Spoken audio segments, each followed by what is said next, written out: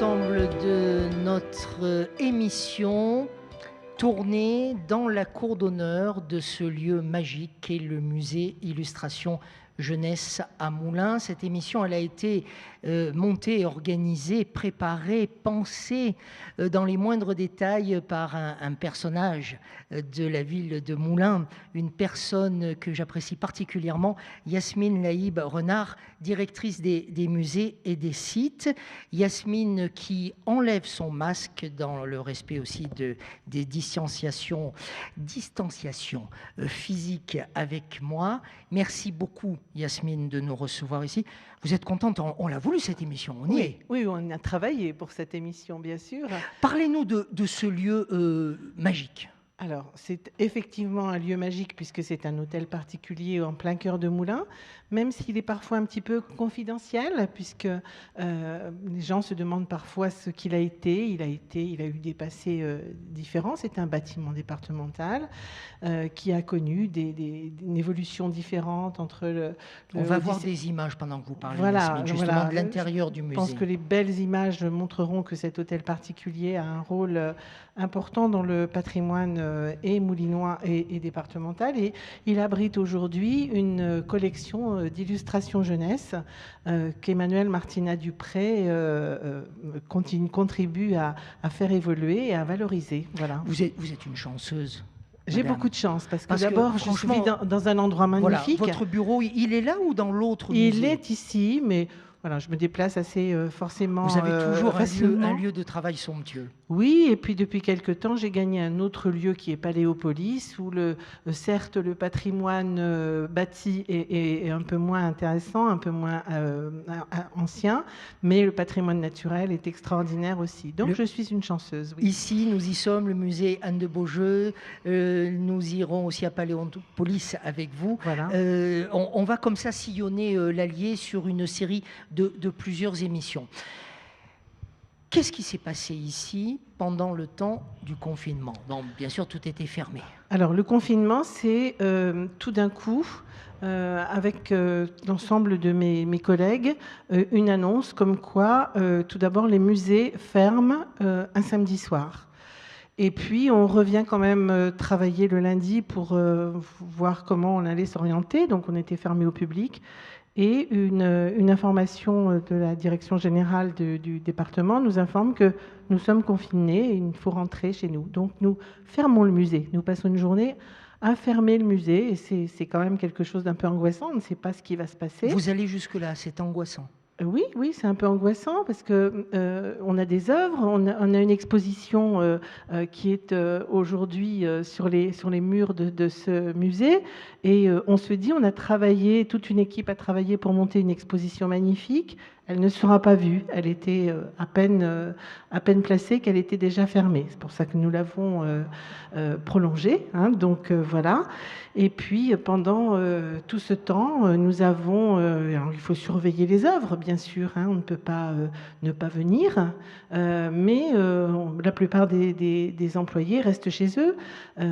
L'accueil ne se fait plus, l'accueil du public.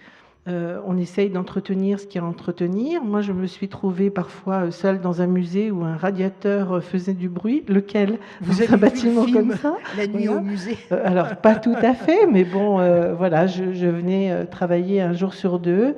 Une semaine sur deux, c'était voilà, une autre façon de travailler, mais nous n'avons pas arrêté de construire pour l'avenir. Et puis, à l'image de notre exposition qui s'appelle « Elles sortent de leur bulle », au bout d'un moment, les musées sont sortis de leur bulle et de leur isolement.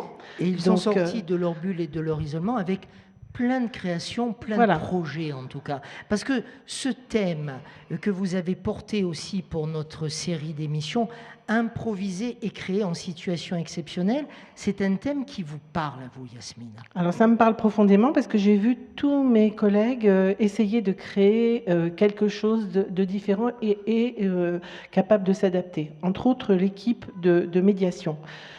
Tout à coup, la médiation que nous faisons ici Elle est assortie d'une relation particulière avec souvent des enfants, des étudiants, dans des ateliers. Donc c'est une relation de proximité.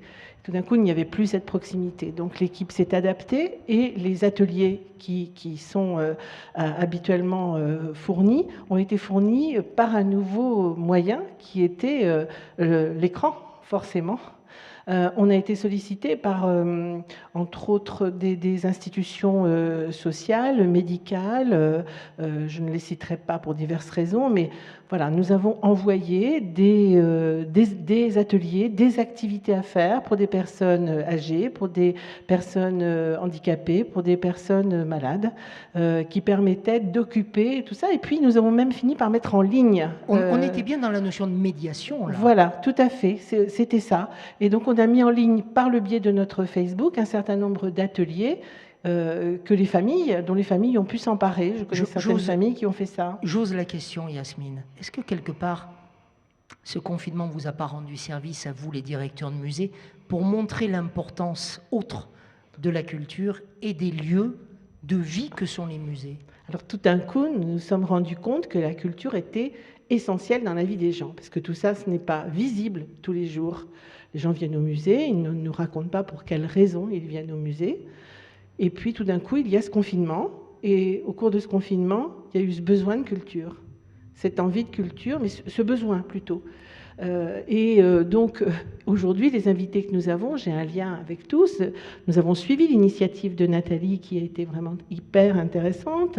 Nous nous sommes inquiétés de Keïta qui était notre prévu au printemps normalement ici en accueil. J'ai été aux côtés invitée avec nos journalistes de Radio Bocage à faire une émission sur la culture dans le bassin moulinois. J'ai eu des liens avec Laurent Laborie pour accepter et mettre en place ce chèque loisir. Voilà, on était tous mobilisés. J'ai eu des liens quotidiens. On a ici aussi le principal du collège de Bourbon-l'Archambault qui a mis en place avec son corps enseignant cette initiative musicale. Voilà, j'avais un lien quotidien avec Gérald Cubertefond, qui est mon directeur actuellement. Voilà, donc on était vraiment mobilisés pour essayer d'irradier les choses et que la bougie ne s'éteigne pas. La bougie, elle ne s'éteindra pas, ça c'est certain. Elle va vivre, elle va vivre. Qu'est-ce que sont les projets? Que sont les projets, pardon, c'est mieux formulé, que sont les projets dans les mois qui viennent ici? Alors, au musée de l'illustration jeunesse, le projet que nous portons collectivement aujourd'hui est de refaire le parcours permanent. Ce qui est très très important parce qu'au bout d'un moment, il faut présenter des choses nouvelles au public et c'est un projet qui est porté essentiellement par Emmanuelle Martina-Dupré, la responsable scientifique du musée, qui s'investit pleinement pour arriver à faire un parcours qui permettra de faire comprendre la place de l'illustration dans la littérature jeunesse. Voilà, on a ici une très très belle collection de livres et aussi une collection d'illustrations, près de 5000 œuvres qui sont conservées ici et qu'on espère mettre en valeur suffisamment intelligemment pour que les gens y aient accès. Merci beaucoup, Yasmine, de nous avoir accueillis. Merci pour votre enthousiasme, pour cette volonté chevillée au corps que vous avez, que la culture et la bougie dont vous parliez il y a un instant ne s'éteignent jamais. Ce lieu est magique. Il fait terriblement chaud. Ça ne nous aperçoit, on ne le voit pas voilà. Au niveau des images, mais il fait terriblement chaud. En tout cas, on aura passé plein d'émissions très agréables ici que nous avons tournées. Un dernier mot avec vous, Yasmine? Alors mon dernier mot sera pour remercier ma hiérarchie et aussi collectivement tous les élus du département pour l'intérêt qu'ils portent aux musées départementaux et pour la confiance qu'ils nous font pour gérer ces bâtiments magnifiques et les collections. Et moi je vais remercier Claude Riboulet qui a voulu aussi que cette émission ait lieu et qui a accepté que nous nous installions pour une première série d'émissions ici au musée de l'illustration jeunesse. Faites vivre ces émissions. Bravo au territoire du Bourbonnais d'exister et d'être dans cette résilience, en tout cas ici, à travers une remotivation Et merci à ce territoire du Bourbonnais d'être dans une résilience autour de la culture. À très vite pour d'autres émissions de la collection Vue d'Auvergne.